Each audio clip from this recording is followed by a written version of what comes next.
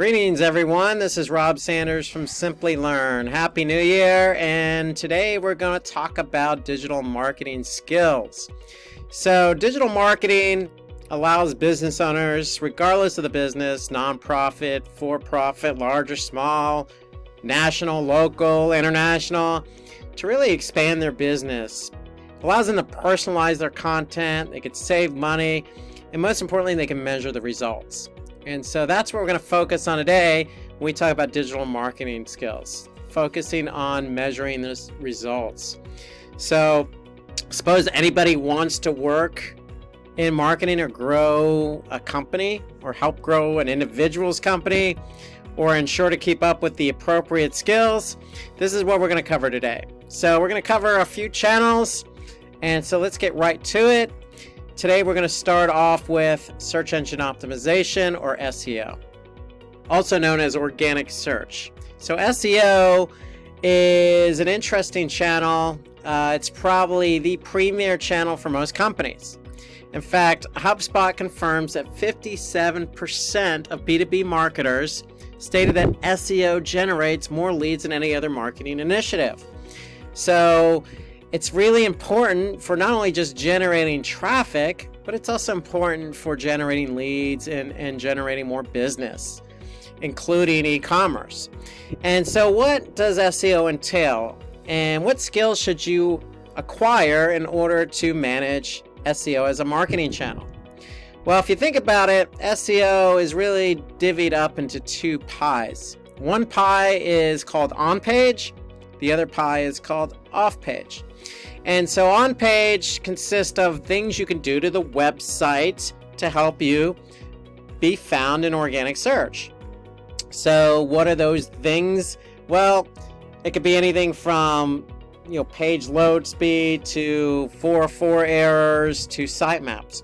And so the point here is, if you're going to manage SEO and you know that you got to make sure your website's in tip-top shape, or your client's website's in good enough shape for Google to recognize it as a legitimate site, you have to have some technical skills. Now, I'm not saying you have to be a developer, but at the same time, you have to know what a 404 error is. You have to know where and how to generate a sitemap and upload that sitemap. You need to know how to edit a robot's text file. So those are what I call soft technical skills, but they're all valid for SEO. So you have to have some technical background.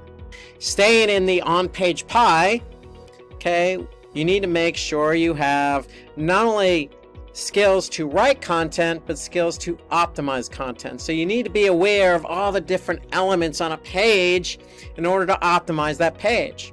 So again, that entails, some copywriting skills, but more importantly, and probably more challenging, is to take those copywriting skills and enhance them for SEO.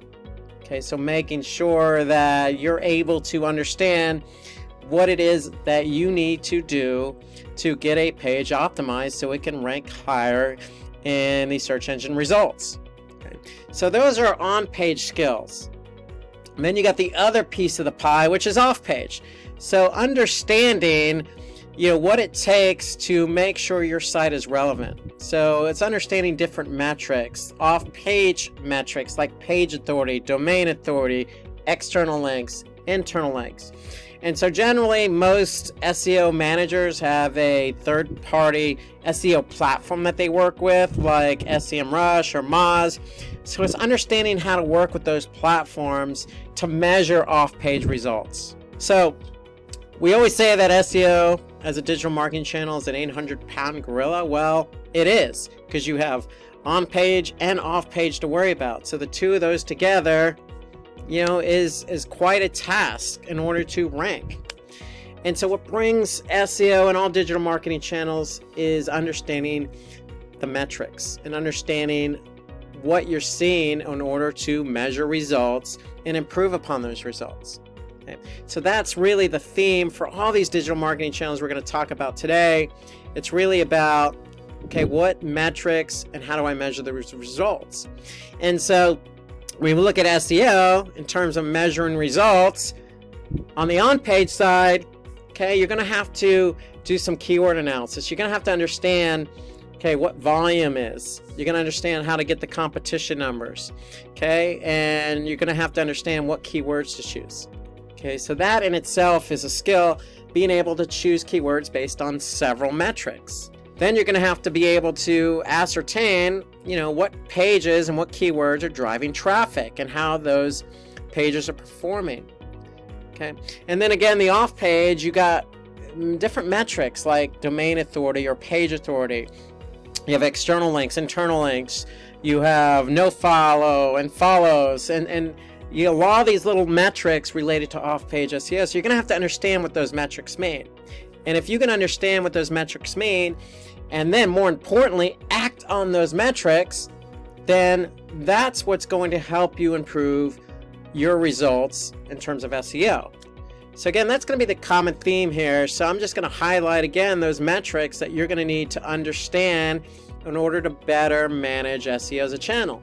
Again, on the on-page side, you need to understand the technicalities involved. But for example, page load. What's a good page load time? What's a bad page load time? From a keyword perspective, what's good volume? What's bad volume? What's good competition? What's bad competition? So if you can understand the intricacies of the measurements related to SEO, then that'll help you improve upon this big channel called organic search. So SEO is the practice of getting relevant traffic to the website, okay, from organic search results. So it really is essential to stay up to date and have a complete knowledge of the latest algorithm updates and factors that affect search engine ranking. So that's SEO. Let's transition to search engine marketing, also known as paid search, sponsored search, Google Ads, Bing Ads, pay-per-click, cost per click, a lot of acronyms, a lot of ways to describe it. At the end of the day, search engine marketing means that, hey, you as an advertiser have the ability and have the opportunity to rank at the very top of the Google search results. Now, it's different than SEO because you're actually paying for the placement. And so to be found at the top of the search engine results as a paid placement or sponsored ad means that if somebody clicks on your ad, you're going to pay Google X amount. Okay. So unlike SEO, SEM is very fast moving. And so when we talk about fast moving, we mean that you're collecting a lot of data very quickly. So sticking with the theme of what skills should I have for search engine marketing? Well, if you're going to collect data, then that means you need to measure the results of that data. And so sticking with our theme of measuring results, you need to understand first and foremost what all the different metrics mean related to search engine marketing. Okay, so I'm just going to rattle off, if you will, a few of the metrics, but the commonality here is, yes, you can learn what those metrics mean, but you have to act on those metrics. So one of the main metrics involved with search engine marketing is impressions. So impression is just basically how many people have seen your ad. Okay, so if your ad shows up on the search results page, regardless of whether somebody clicks on it or not, you're going to get an impression. Okay, so if you're getting a lot of impressions, that means a lot of people have seen your ad. What's a lot of impressions? Well, it's subjective. Okay, so it could be 1,000 impressions or 10,000 impressions. At the end of the day, that's how many people have seen your ad. Now, more importantly, you have another metric called clicks. Clicks means how many people actually saw your ad and then clicked on your ad. Okay, so if you have 100 people that have seen your ad and one person who clicked on your ad, then you have a click-through rate of 1%. Now, when it comes to Google Ads and search engine marketing in general, you want to have a high click-through rate, especially on Google, because that does impact quality score.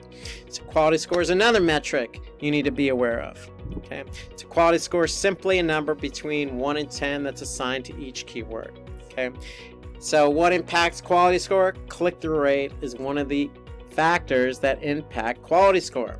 So if you have 200 or 300 or 500 or 1,000 impressions and very little clicks, that means your click-through rate is going to be low.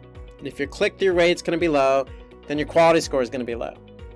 And in order to pay less to Google, you need to make sure that your quality score is good. So you need to understand the factors involved with quality score. You need to understand impressions, clicks, click-through rate. Because if you don't have a good click-through rate, then how do you improve that?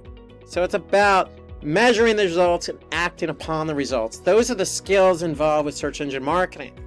And that's just on the click side. You got the conversion side of the house.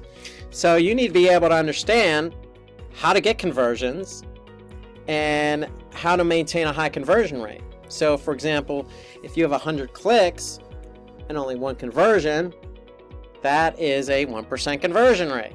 Okay, fair enough. But what are you paying per conversion? What's the cost per conversion? Okay, and if that number is high, like say $20, and you're only selling a product that's say $10, well, then you got a problem. And so there's a lot of different metrics involved with search engine marketing. You're collecting this data very quickly, so you need to be able to react to the data that you see. So that's the skill set really involved with search engine marketing. If you're getting the data, if it's a low click-through rate or low conversion rate or high cost per conversion or very low impressions, you need to be able to understand how to react to what you're seeing and what your data you're collecting. That to me is the primary skill, bottom line, with search engine marketing. And there are other skill sets involved, don't get me wrong. I mean, it's nice to be able to write copy because with search engine marketing, typically the ads have very few characters involved, so you need to be able to write a compelling ad to convince somebody to click on your ad. And so writing copy, being able to understand your target audience, those are all things involved with managing search engine marketing, but really the key component here is, again, measuring the results. Okay, let's switch over to a traditional marketing channel, email marketing. You know, one of my favorites. You know, listen, we're all bombarded with emails, and you know what? It becomes cumbersome at times. I mean, it's easy to just disregard an email. And so to me, the key here, if you're going to do email marketing, you need to have a certain set of skill sets. And so what that skill set is really understanding your audience. Because if you send an email to a certain set of recipients, you need to hope that that email is relevant to that audience. Okay, so you need to be able to really identify who it is we're sending this email to. And a recent study done by Statista stated that 49% of consumers really like to receive promotional emails from their favorite brands. So if you have a very strong brand, then email marketing is probably a good channel for you. If you don't have a strong brand or nobody really knows about your brand or your product or your business, then email marketing could be a little bit of a steeper hill to climb, if you will. But really, email marketing it involves emails that promote the brand's products and services. And if you could target the right audience or making sure you have the right audience, then you got a good chance of having successful email marketing campaigns. But when it comes to emails, you know, it's like having a blank canvas. You can be as creative as you want as long as you're talking to the audience. So the big skill set here, again, is copywriting and having some, creativity involved with that copywriting. Saying the right things, but not saying too much. At the same time, making the email aesthetically pleasing as possible so that when somebody does open the email, they're going to be able to react to it. So, writing copy with strong call to action or really relevant copy that really talks to the audience. I mean, those are all keys for email marketing, in my opinion. Also, one thing we didn't bring up in search engine marketing, but it certainly holds true with search engine marketing as well as email marketing, and that's A/B testing.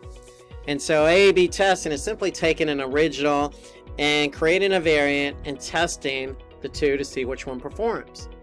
Well, you could certainly do A/B testing with email marketing. That means taking a subject line that has traditionally worked for you or is relevant for that audience and then creating a variant or different subject line. So if I'm going to send an email to 100 people, I'm going to send 50 people one subject line, and then the other 50 is going to get my variant subject line. And why is this important? Because I want to be able to see what people to react to. Okay, so if I see the open rates higher for the variant versus the traditional or the original subject line, then I know that this subject line works. And therefore, I'm going to apply this subject line moving forward. And then what am I going to do? I'm going to take it and test it against another variant.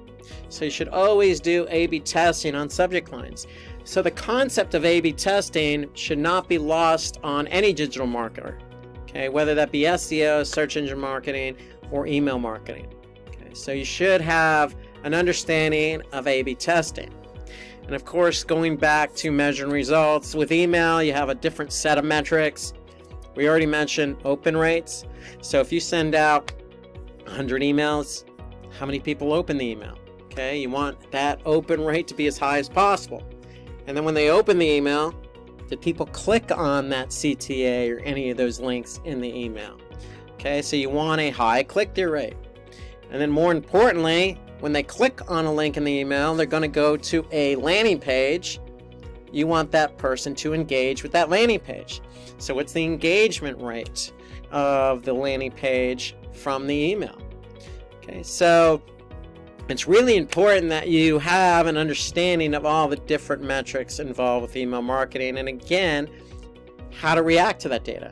So if you're getting a low open rate, could it be the subject line isn't that good? Possibly. That's why you have to do testing. If you're getting a low click-through rate on the emails, that could be because the copy may not be that great, or the design, or the call to action, or it's not compelling enough for the recipient of the email. And then again, the engagement rate on the landing page. If you have a low engagement rate, a low conversion rate, you got to look at that and figure out how to improve that. Okay, so you can apply A/B testing on the landing page. So there are always ways to react to the data regardless of what campaign or regardless of what digital marketing channel you're working in. Okay, so that's the commonality here.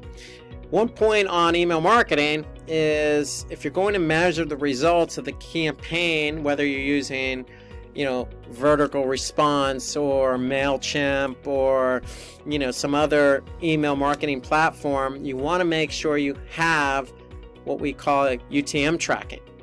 And if you're using Google Analytics, having UTM tracking or understanding what UTM tracking is allows you to measure the results of that email marketing campaign in Google Analytics.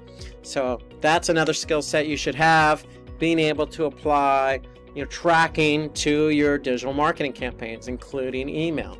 Okay, because if you don't, it's going to be hard to measure the results in Google Analytics. So let's focus on one more marketing channel here, and that's social media. So we all know social media isn't going anywhere. It's becoming more and more popular. In fact, an offshoot of social media is really influencer marketing. If somebody, an influencer, has millions of likes on, say, TikTok or Instagram, you might want to engage with that influencer and help you promote your brand or your product. Isn't that really what social media is? It's a platform, whether that be, Facebook or Twitter. It's a platform to help you promote your brand, your product, your services, and it's a chance for you to get to message your user base, your community, prospective clients, people who don't even know about your brand. It's a chance to build awareness. So social media holds a lot of different strategies, if you will. In fact, nearly almost 4 billion of the world's population uses social media. Let me see, there's 7-something billion people in the world. Well, that's a large percentage. A majority of the percentage of the world uses a social media platform. Okay. In fact, just like SEO, where you need an SEO platform, there are plenty of social media platforms. There's Later, there's Sprout Social, there's Hootsuite, there's Buffer. In fact, Buffer confirmed that 73% of marketers believe social media marketing has been somewhat effective or very effective for their business. And that's promising because social media, in my opinion, having been in this industry a while, it can be a very fickle channel. Meaning if you're trying to promote a product or service on Facebook, and it's going to be very hard to pull that person away who's engaged with their Facebook feed. Not only just to get them away from the Facebook feed onto your website, but then to turn around and allow that person to try and convert, okay, based on what you have on your website. So it's challenging enough just to get them away from the social media platform, let alone converting. So that's why when I say very fickle, but it's somewhat encouraging if Buffer's telling us that marketers believe that social media marketing can be effective. And it can be effective. You just have to have the right strategy. So to me, one of the skill sets you should have if you're going to be a social media marketing manager is being able to understand, what is the strategy here? What are we trying to achieve when we set up a social media platform or enact a social media campaign? Okay. And so that's really the first thing. It's really understanding what platforms, what's the strategy here? Because if the strategy is brand awareness, then what channels or social media platforms, if you will, work best for us? Is that Twitter? Is that Facebook? So it's being able to kind of formulate a strategy, a plan, if you will, for social media marketing, because the last thing you want to do as a marketer is endlessly just post content for the sake of just posting content. Because just like any other marketing channel, you're going to have metrics. And social media is not shy on the metric front. Okay, so you have reach, you have impressions, you have engagement rate. In fact, every social media channel has its own set of specific metrics, whether that be likes, followers, shares, reviews, stars, if you will. So it really depends on the social media platform that you're using. But at the end of the day, you need to be able to measure the results. If you're posting, let's just say on Facebook, and your whole job or strategy is to entice engagement, meaning get people to share that particular post or act on that post, then you need to be able to measure the engagement. How many people saw the post? How many people engaged with the post? Okay? And so just like any other marketing channel, you're collecting data and you need to react to that data. But more importantly, it's about being able to, put a strategy together first. And then I would, a skill set I would recommend you have is understanding all the different social media platforms that are out there. I just named Buffer or Hootsuite or Sprout Social. They're all good in their own right, but they're all going to have different features. So to me, understanding what social media platform works best for you. You want to choose a social media platform that, allows you to control what posts you schedule, when you schedule them, how they're scheduled, what platform they're scheduled on. At the same time, you want a social media platform that's going to help you understand the engagement that you're getting from that platform. And you probably want a social media platform that allows you to, quote unquote, listen in, if you will, on what users are, reacting to in terms of hashtags or what's trending on that particular platform.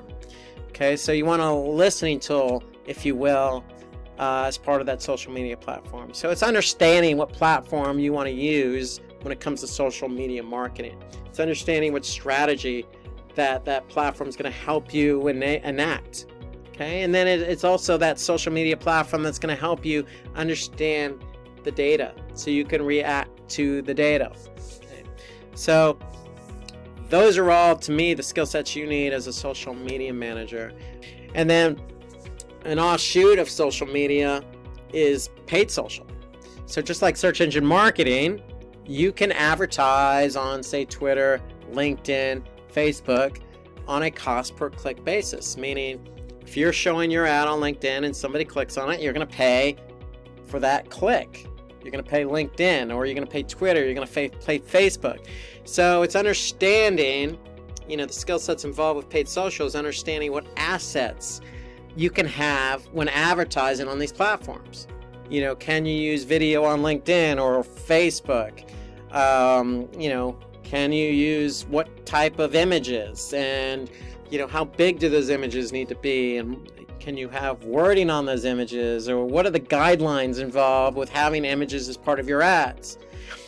So having a full understanding of the types of assets that you can run in terms of your advertising on social media is very important, in my opinion, because it's always changing. And you want to be able to put the best asset, the best message. You want to put your best foot forward when advertising on social media. And of course, when you do advertise, again, a whole nother set of metrics.